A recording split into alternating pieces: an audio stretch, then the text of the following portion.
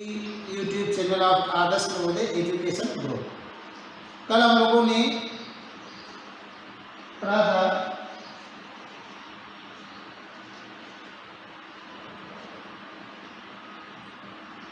Synthesis, part 2 पढ़ लिया था, पार्ट 3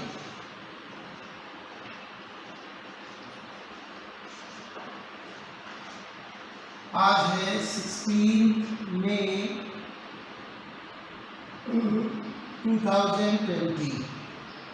हम लोग पढ़ रहे थे दो या दो से अधिक सिंपल सेंटेंसेस को एक सिंपल सेंटेंस में बदलना, जिसमें हमने आपको बताया था कि सिंपल सेंटेंसेस को सिंपल में बदलने के लिए नंबर 1 पर पार्टिसिपल का यूज करते हैं। मैंने आपको प्रेजेंट पार्टिसिपल पढ़ा दिया था, अब पास्ट पार्टिसिपल।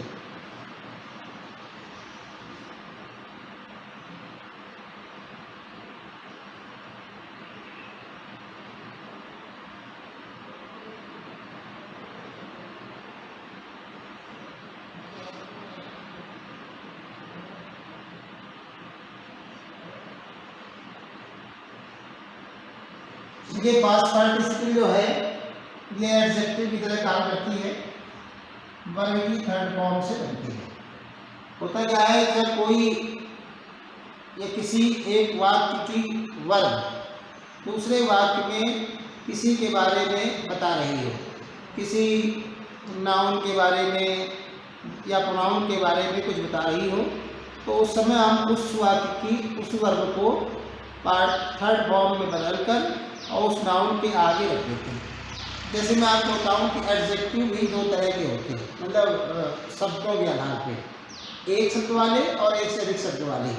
तो जो एक शब्द वाले होते हैं उन्हें हम लोग एडजेक्टिव कहते हैं, बेसिक एडजेक्टिव। और जो कई शब्दों से मिलकर बनते हैं और एडजेक्टिव की तरह काम करते हैं, उसको हम लोग कहते हैं एडजेक्टिव फ्रेज। ये एडजेक्टिव फ्रेज, जो फ्रेज का बंडा है, ये सभी के साथ चलता है। नाउन होता है, नाउन फ्रेज होता है, और प्रोनाउन फ्रेज भी होता है, एडजेक्टिवल फ्रेज होता है, एडवर्बियल फ्रेज होता है, यहाँ तक कि प्रीपोजिशन भी होते हैं। ठीक है, प्रीपोजिशनल फ्रेज जिसको हम लोग ऐसे कंजक्शन भी होते हैं, कई शब्दों से मिलकर बनते हैं, करोलेटिव वगैरह सब, तो ये सब होते हैं।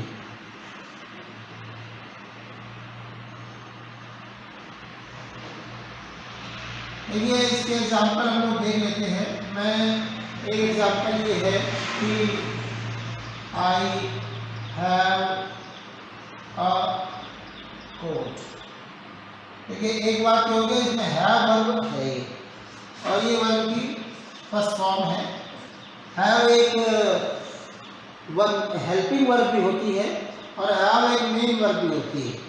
तो जब ये अकेली आए और इसके साथ कोई मेन वर्ब ना आए, दूसरी वर्ब ना आए, तो इसे हम लोग कहते हैं लिंकिंग वर्ब। वैसे तो क्या है, आई हैव अ कोट, ये जो वाक्य है हमें ऐसा लग रहा है कि इसमें वर्ब नहीं है, लेकिन हम आपको कहते हैं हैव ही मेन वर्ब है। और ये प्रेजेंट सिंपल प्रेजेंट इंडेफिनिट का वाक्य है। अगर इसका नेगेटिव बना दें तो आई डू नॉट हैव हो जाएगा। जैसा कि आप जानते हैं कि प्लूरल के साथ वर्ब की फर्स्ट फॉर्म आती है प्रेजेंट इंडेफिनिट में, तो ये वही स्ट्रक्चर है। I have a coat, the coat is torn. अब आप देखिए कि ये जो टॉर्न वर्ब है ये टीयर से बनती है, टीयर की थर्ड फॉर्म है, टीयर, टोर और टॉर्न। तो यहाँ पर ये जो टॉर्न वर्ब है, ये टॉर्न कौन हटा हुआ, मतलब कौन हटा हुआ है, तो कोट। तो यहाँ पर ये जो है इसको इसके बारे में बता रही है, नाउन है ये, तो नाउन के बारे में बताती है, वो होती है एडजेक्टिव बन सकती है। तो I have a torn coat. ठीक है, अब आप देखिए इसमें वर्ब एक ही रह गई, इसमें एक और एक दो वर्ब थी। ठीक है, तो इसके दो वर्ब थी और हमने यहाँ पर एक बात बना दिया, एक वर्ब हो गई। इसमें कोट और ये कोट सेम है सब्जेक्ट, और ये प्रेजेंट टेंस है, प्रेजेंट टेंस है, तो यहाँ पर एक शब्द बचा, वो इधर आ गया, इस तरह वाक्य सही हो गया। तो ये तो एक वाक्य ऐसा है जिसमें एडजेक्टिव एक शब्द है, वन वर्ड के रूप में। ठीक है, एक शब्द के रूप में है। लेकिन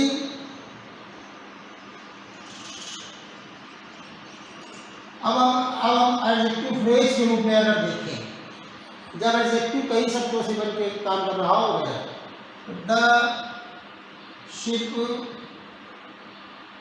was overtaken by the storm, फिर it made a little progress। ठीक है, देखो शिप जो है ना was overtaken by the storm, तूफान। शिप जब जा रहा था तो तूफान के द्वारा तूफान आ गया, तूफान में गिर गया, जिसके कारण उसने क्या है थोड़ी दूरी तय की।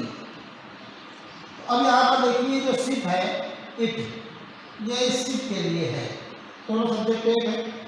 और ये जो इसने क्या किया, तो यहाँ पर क्या है कि ये जो ओवरटेकन बाय द स्टॉर्म, ये आपका एडजेक्टिव फ्रेज बन जाएगा। ठीक है, और शिप यहाँ पर एक ही है तो ये फट जाएगा। और ओवरटेकन का मतलब घेर लिया गया, किसके द्वारा घेर लिया गया, तूफान के द्वारा। तो ये वर्ड इस तूफान के विषय में बता रही है। तो यहाँ पर ये ओवरटेकिंग जो है एडजेक्टिव बन गया, और बाय द स्टॉर्म ये बन गया नाउन। तो इस तरह से ये एडजेक्टिव इस नाउन को क्वालिफाई करने लगी, तो ये यहाँ पर एडजेक्टिव फ्रेज बन गया। Overtaken by the storm the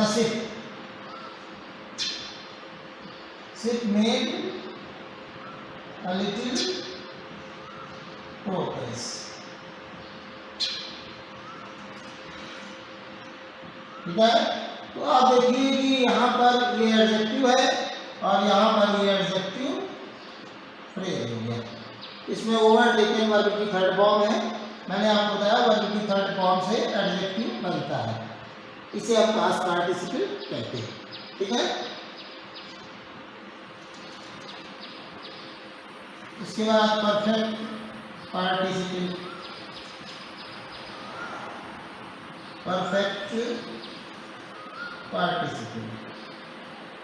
पूर्णकालिक पदंत। पूर्ण परफेक्ट का मतलब होता है पूरा होना, परफेक्टनेस का मतलब कंप्लीटनेस, परफेक्टेंस का मतलब है परफेक्ट पूरा होना। तो जब ये कोई एक काम पूरा हो जाए, ये बनता है हैविंग प्लस वर्ब की थर्ड फॉर्म से। होता क्या है कि कम से कम दो वाक्य होंगे और दो वाक्यों में से एक काम पहले हो रहा होगा और वो पूरा हो जाएगा। जब वो कंप्लीट हो जाएगा तो दूसरा काम शुरू होगा, तो दूसरे काम के शुरू होने पर इस परफेक्ट जो काम पूरा हो जाएगा उसको हैविंग और प्लस वर्ब की थर्ड फॉर्म में बदल देंगे। एक काम कंप्लीट होता है और उसके बाद दूसरा काम शुरू होता है। तो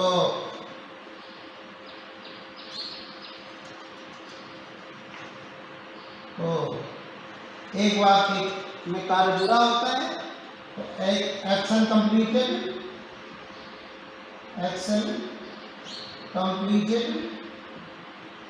और फिर उसमें क्या होता है दूसरा काम शुरू होता है।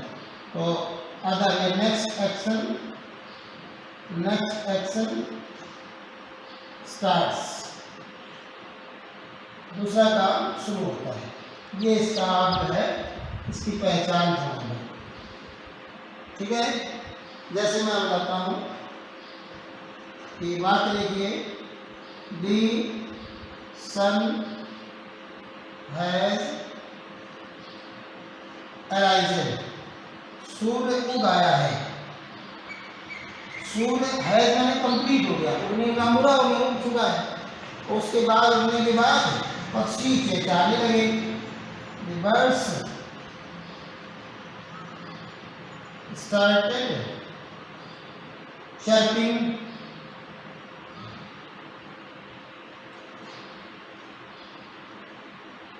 चर्पिंग का मतलब चहचहाना। देखो सूर्य उगने का काम पूरा होने का संकेत इससे भी मिलता है क्योंकि ये वाक्य परफेक्ट टेंस में है, प्रेजेंट परफेक्ट में। तो ये जो काम पूरा हो जाता है, उतने काम पूरा हो गए, इसी को बना लो आप आगे। सन ये आगे ही रहेगा, क्यों? क्योंकि सन सूरज का कनेक्शन इससे नहीं है, तो इसको आप पहले लिख लो या बाद में लिख दो, बाद में लिख लीजिए। हैविंग राइजन द सन, हमें यहाँ पर कॉमा लगाना चाहिए फुल स्टॉप की जगह पे, और पूरा वाक्य बाद वाला वैसा ही। The birds started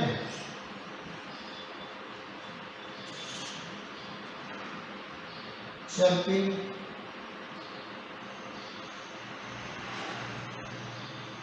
ठीक है।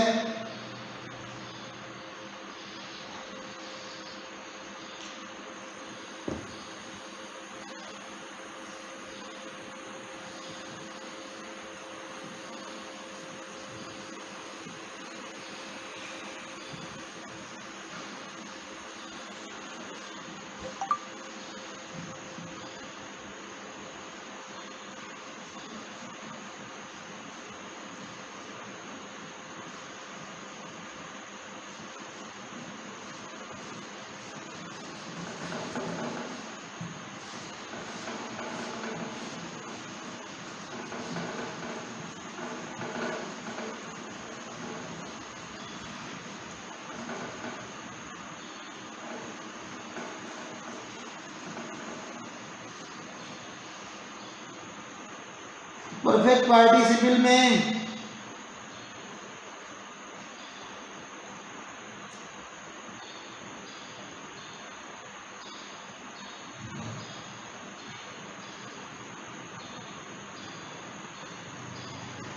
माय फादर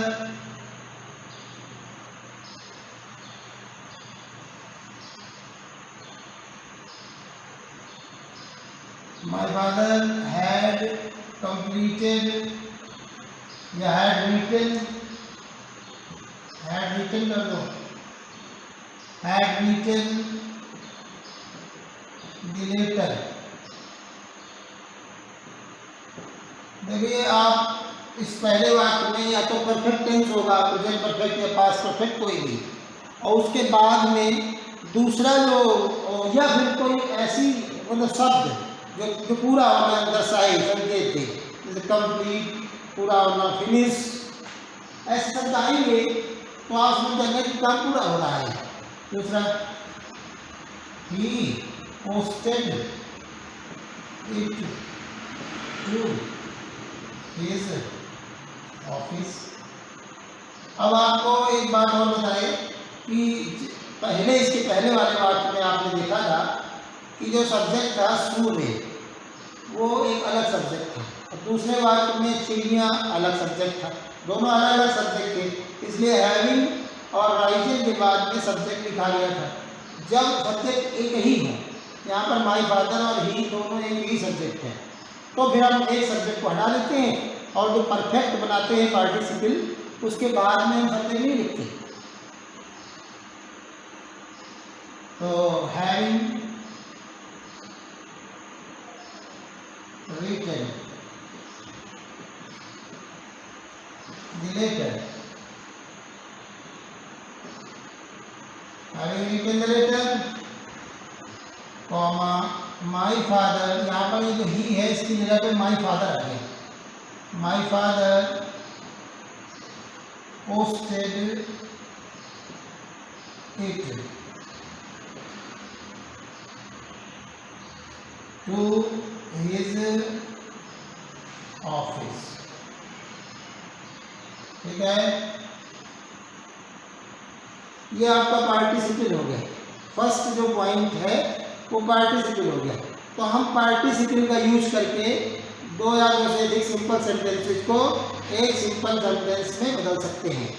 दूसरी चीज, एक नंबर हो गया आपका, ये नंबर हो गया। अब बी नंबर, यूजिंग इंफिनिटी।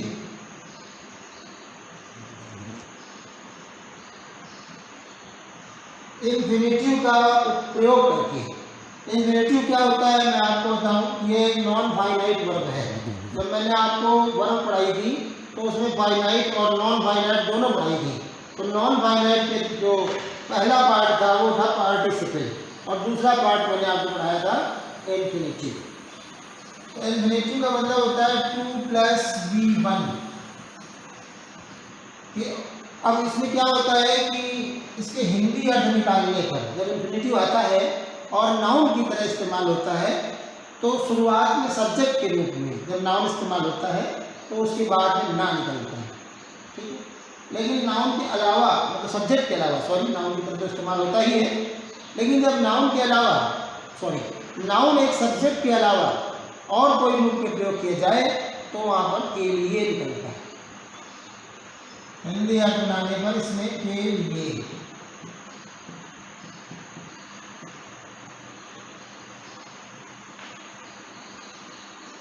देखिए ध्यान से,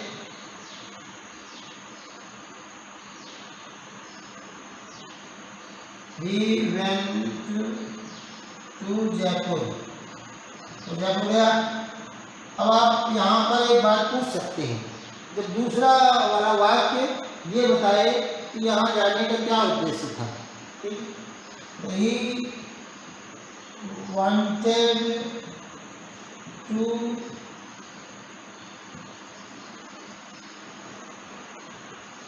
स्टडी, स्टडी देयर। तो क्या क्यों गया पढ़ने वहाँ पर, तो वो पढ़ना चाहता था वहाँ पे, पढ़ने के लिए गया। तो अलग अलग उद्देश्यों के लिए जब ऐसा निकले तो यहाँ पर ये जो पहले से ही देखिए इन्फिनेटिव की तरह इस्तेमाल हो रहा है यहाँ पे। तो he went to Jaipur to study there. जब फॉर फर्दर स्टडी, लेकिन फॉर हमें लगाना नहीं, इन्फिनेटिव बनाना है, टू स्टडी देयर, ठीक है।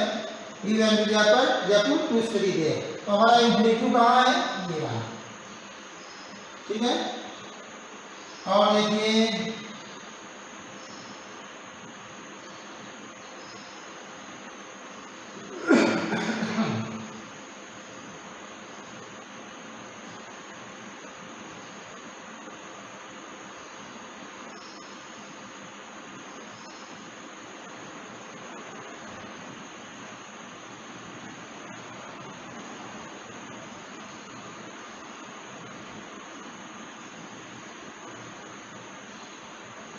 I have to go home, ठीक है। मुझे घर जाना है, कि किसके लिए, काहे के लिए, घर जाने की क्या जरूरत है। तो there are many work, many tasks to be completed. There are many tasks. There is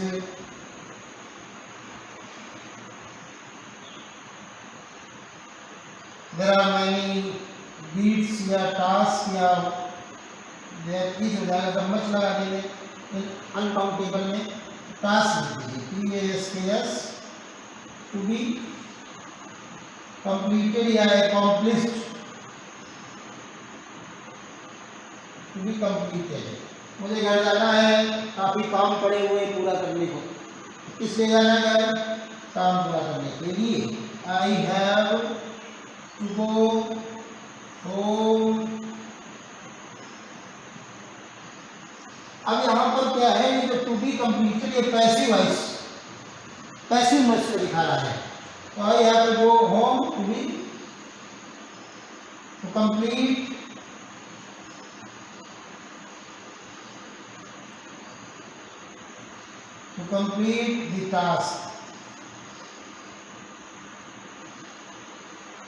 the task,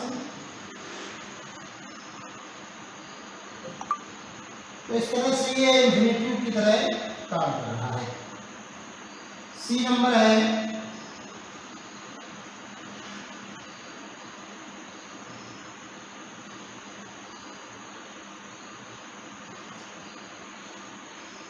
ठीक है दोस्तों, देखिए समय सीमा कम रहती है। होता क्या है, आप लोग बहुत बड़े बड़े वीडियोस डालते हैं तो पूरी तरह बच्चे उनको पढ़ नहीं पाते हैं, डाउनलोड नहीं पाते हैं। तो ये आज के इसमें इतना ही, और इसमें अभी कुछ चीज़ें 3-4 टॉपिक और हैं बदलने के लिए। आपके नॉमिनेटिव ऑफ है, नाउन टू अपनी पोजीशन ऐसे है, वो हम लोग अगले पार्ट में पढ़ेंगे। ये आपका एक पार्टिसिपल हो गया, आपका इंफिनिटिव हो गया। अब इसके बाद सी नंबर आएगा जो है पेज इन अ पोजीशन। ठीक है, थैंक्स अ लॉट।